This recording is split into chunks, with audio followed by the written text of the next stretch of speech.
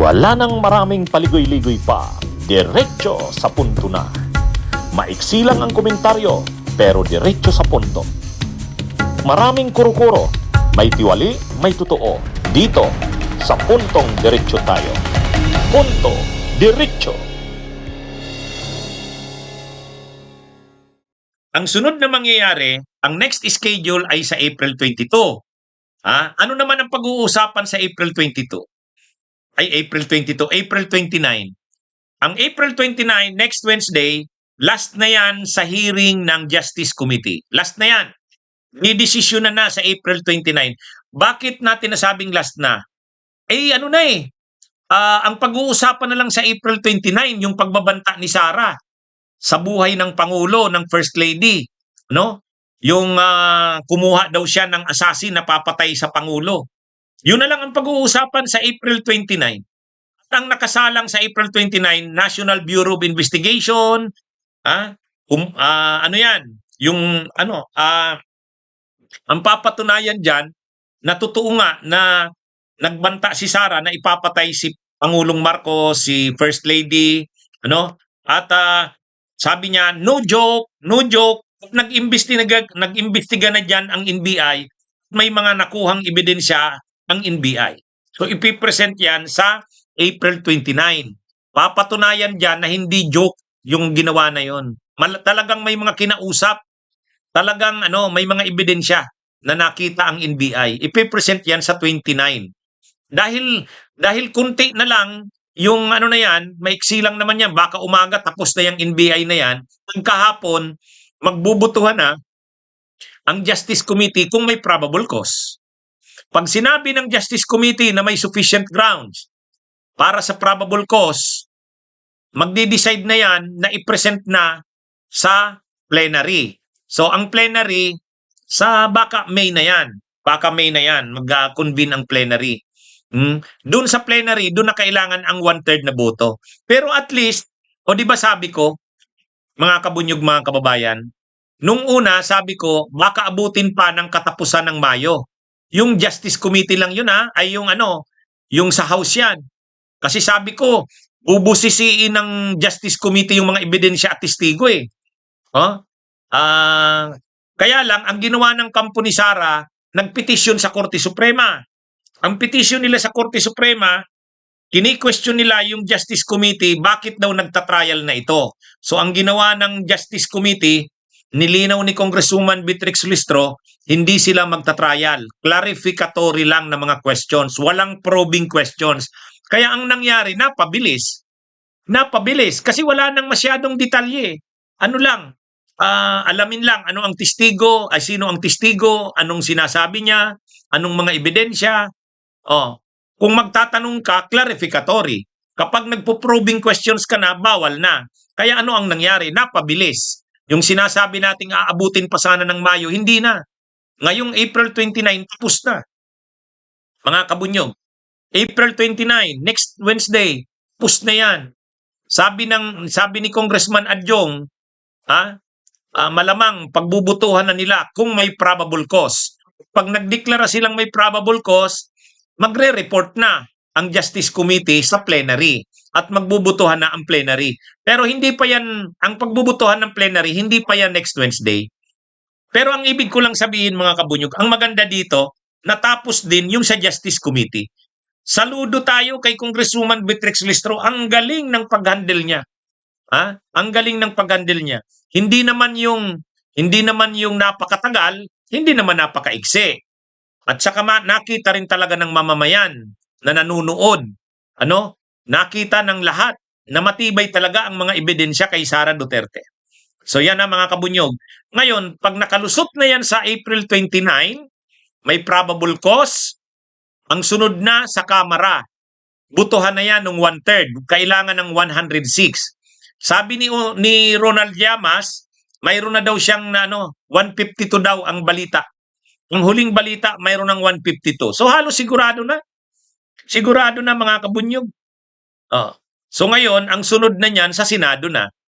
Sabi naman ni Senate President Tito Soto, kapag nakarating sa kanila, kahit by May 4, makarating sa kanila ang articles of impeachment, kaagad-agad magkukonvince sila sa impeachment court. Yan naman yung pagkakaiba. Yan naman ang pagkakaiba ni Senate President Soto. Si Chis Escudero, February 5 dumating sa kanya yung articles of impeachment, wala, tinulugan. Ang yabang ni Chis. Ang yabang ni Chis, di ba? Sabi niya, sino kayo para pilitin ako na mag-convene bilang impeachment court? Alam niyo kung kailan nag-convene si Chis ng impeachment court? June. June. Pero na-receive nila yung impeachment, yung articles of impeachment, February 5, ba? Ganun kabastos si Chis. O ngayon, ano nangyari sa kanya? Di ba nakarma? Yung yabang ni Boy Kilay, wala. Oh, noon ang yabang-yabang niya. Oh, tapos ang akala ng mga DDS dahil nagdesisyon na ang Korte Suprema na unconstitutional daw yung impeachment, wala na 'yan. Akala naman nila sa atin pag sinabihan ng Korte Suprema na unconstitutional, hindi na natin itutuloy.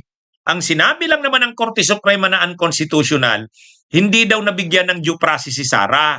Oh, o sige, ulitin natin. Oh, inulit natin. Tapos ngayon na binibigyan na si Sara ng due process, hindi naman umaattend.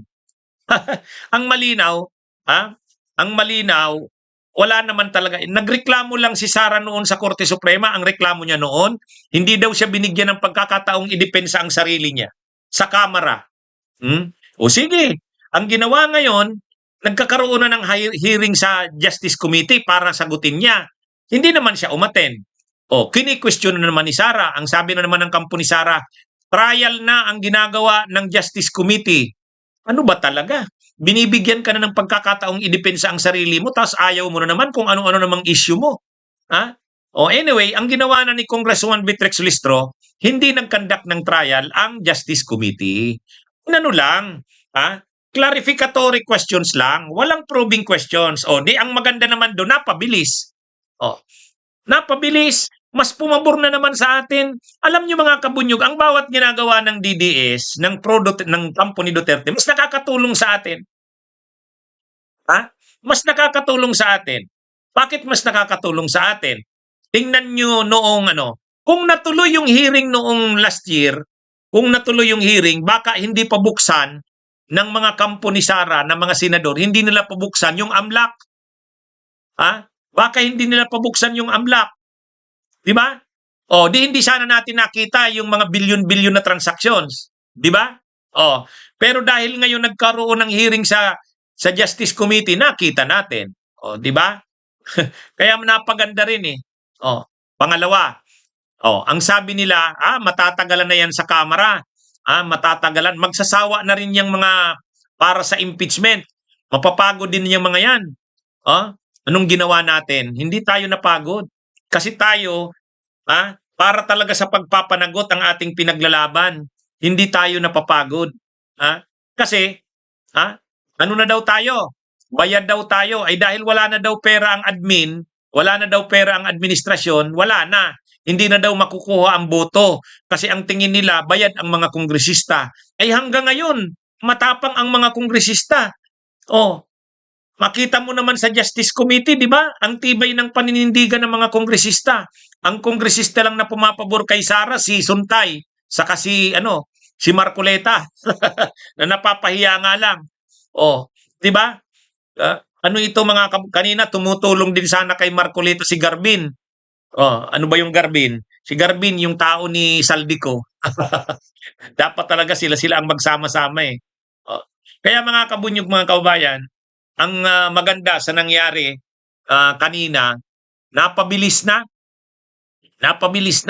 So by April 29, tapos na ito. Mapagdidesisyon na ng Justice Committee na may probable cause. Dadalhin na ito sa plenary. Makakakuha tayo ng 106 votes. Halos sigurado na tayo sa 106 votes. Dadalhin na ito sa Senado. Magta-trial. At sabi naman ni Senate President Soto, pag nakarating sa kanila, trial shall forthwith proceed. Naghahanda na rin sila kay Marcoleta. Nagka-crash course na si Ping Lacson. Nagka-crash course na ng Criminal Procedure at Rules of Court si Tito Soto. Sabi ni Senador Ping Lacson kay Senate President Soto, maghanda ka kay Marcoleta. Guguluhin niya ng impeachment. Di ba? Kaya mga kabunyog, Maganda ang mga nangyayari. God works in mysterious ways. At sa totoo lang, kahit pa nga hindi makonvict si Sara sa impeachment sa Senado, nakita na ng taong bayan kung ano ang mga Duterte.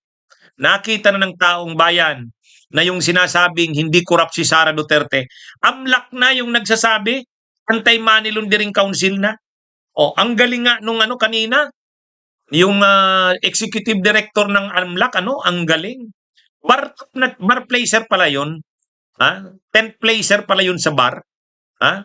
Magaling yun. Si Ronel Binaventura, ang galing. Believe din ako doon. Ha? Naano nyo ba yon kanina? Oh. Okay. Okay po. Magandang araw sa inyong lahat. Bunyog, bunyog, halikan na kasama ka. Bunyog, kapag buklod ay may pag-asa. Luzon, Visayas, Mindanao, isa ang pananaw. Sa bagong Pilipinas ang bunyog isisigaw. Bunyog.